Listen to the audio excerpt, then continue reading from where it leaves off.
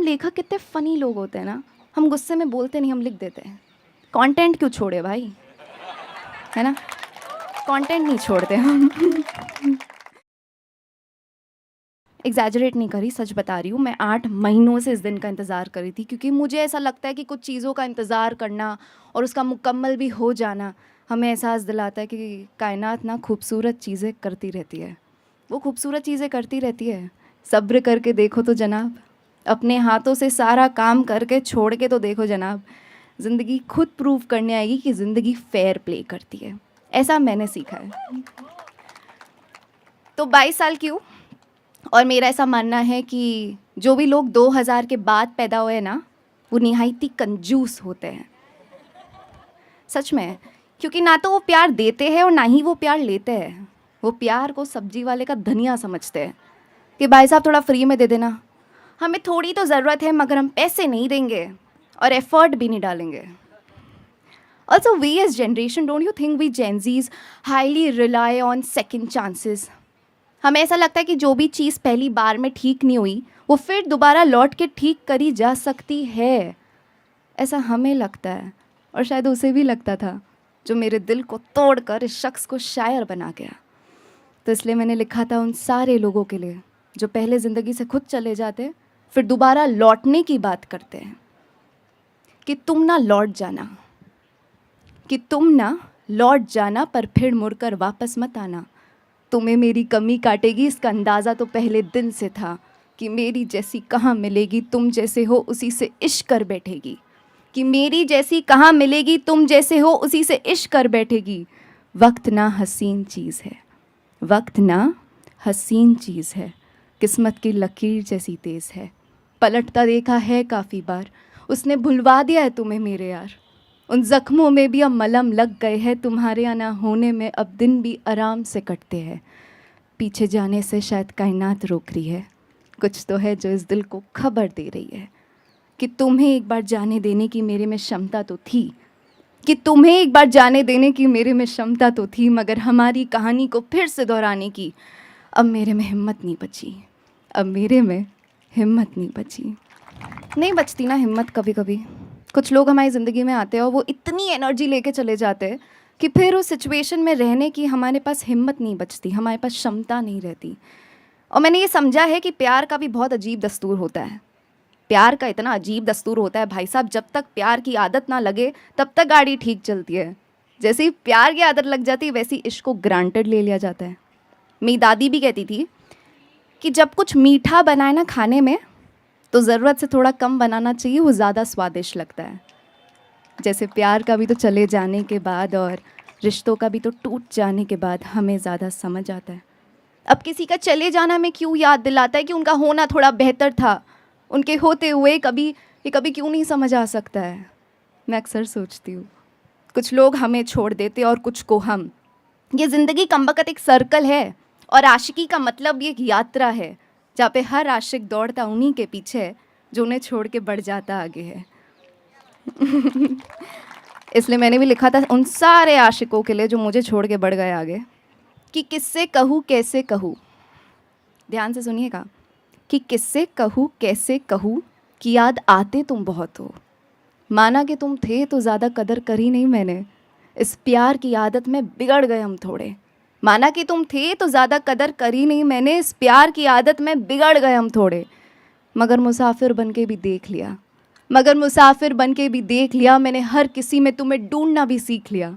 अब झूठ बोलूँगी अगर ये नहीं कहा कि बीत गई कहीं बरसाते, कि बीत गई कहीं बरसाते, मेरा प्यार अब तक नहीं भीगा। वो अब भी वैसा गुलाल है जैसा तुमने उसे बेघर करके छोड़ा। कि बीत गई कहीं बरसाते, मेरा प्यार अब तक नहीं भीगा। वो अब भी वैसा गुलाल है जैसा तुमने उसे बेघर करके छोड़ा।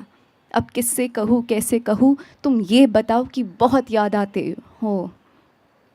आज भी बरसातों में तुम्हारी एक कप चाय बना के इंतज़ार में रख देती मैं बगल में हूँ।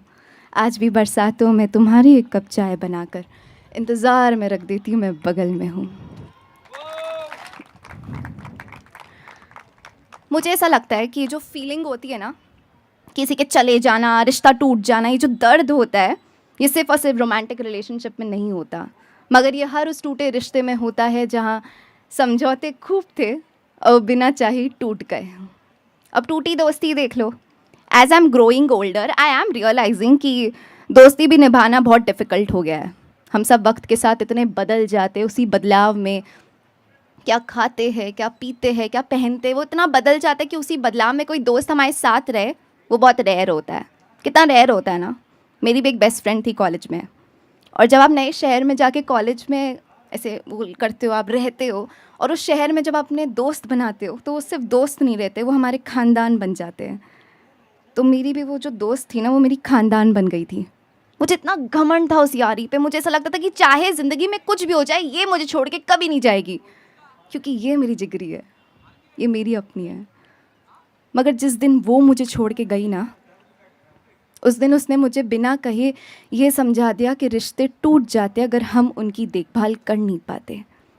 रिश्ते और कुछ नहीं है, पौधे अगर पानी नहीं डालेंगे तो मुरझाए जाएंगे ना। और कमबख्त ये दोस्ती टूटने वाला भी जो दर्द है, ये उस वक्त महसूस नहीं होता, मगर हर रात पता चलता है। जहाँ कॉल लगाने का तो बहुत मन होता है, पर वो तो साला बचता ही नहीं है, वो तो साला बचता ही नहीं है ना। इसलिए मैंने उस दोस्त के लिए लिखा था कि वो मेरा बेस्ट फ्रेंड था, कि वो मेरा बेस्ट फ्रेंड था। इससे ज़्यादा पेनफुल तो हार्ट ब्रेक भी नहीं है दोस्त, क्योंकि टूटी दोस्ती टूटे दिल से ज़्यादा तकलीफ़ देती है।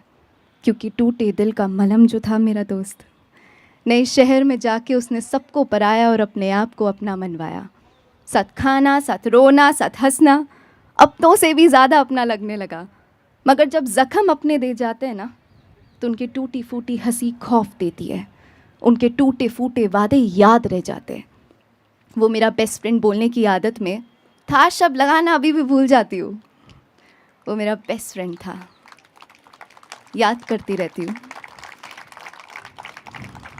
मगर वक्त तो लगेगा ना, वक्त तो लगेगा। मगर दिल में आज भी शिकायत से ज़्यादा ना प्यार है। दिल को आज भी शक है कि वैसी यारी फिर से नसीब होगी क्या। सच कहूँ तो उसे कस के गले लगाना चाहती हूँ और कहना चाहती हूँ that I miss you, because I really do.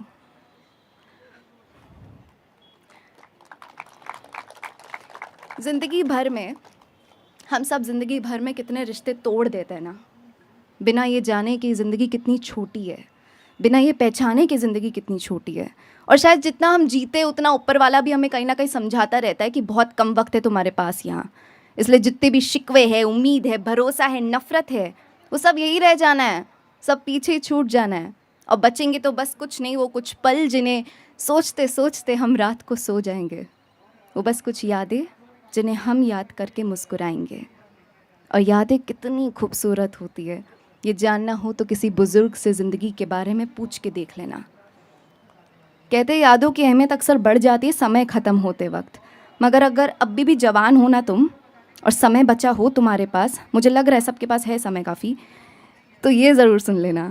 लिखा था मैंने ज़िंदगी के लिए, लिखा था मैंने तुम्हारे लिए, कि उम्र बीतने में वक्त कहाँ लगता है जनाब, कि उम्र बीतने में वक्त कहाँ लगता है जनाब, छोटी सी तो ज़िंदगी है, अब उसमें भी किसी से पूछ के छुट्टी लेने पड़े तो क्या फ़ायदा, खुद के लिए वक्त निकालने से पहले 1000 बार सोचना पड़े तो क्या फ़ायदा, अमीर होकर यादों में गरीब निकले तो क्या फ़ायदा।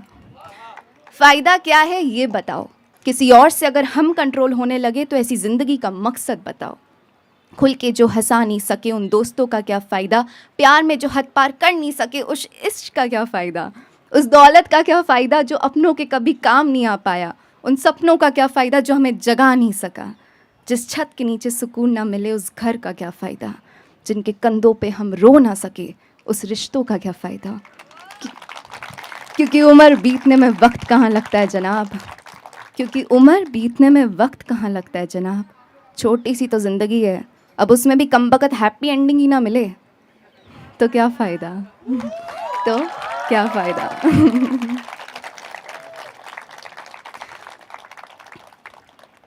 सबको मज़ा आ रहा है ना, मैं बोर तो नहीं कर रही ना। तो ज़िंदगी बहुत छोटी है और अक्सर ये जब बीत जाती है, जब ख़त्म हो जाती है, तब जाके समझ आता है यार जिए ही नहीं पाए हम लोग। एक समय आई थिंक सबसे ज़्यादा जिया है अपन सब ने मिलकर, दैट इज़ आवर बचपन। बचपन में हमने कमबख्त बहुत जिया है ना। याद है बचपन में हम सबको एक निकनेम दे दिए जाते थे, from the things we resonated the most. मुझे भी दे दिया था वेरी जजमेंटल सा निकनेम। और हमारे आसपास के लोग को ये समझ नहीं आता, ये जो निकनेम होते हैं ये अक्सर एक लेबल बन जाते हैं from the things we resonated the most.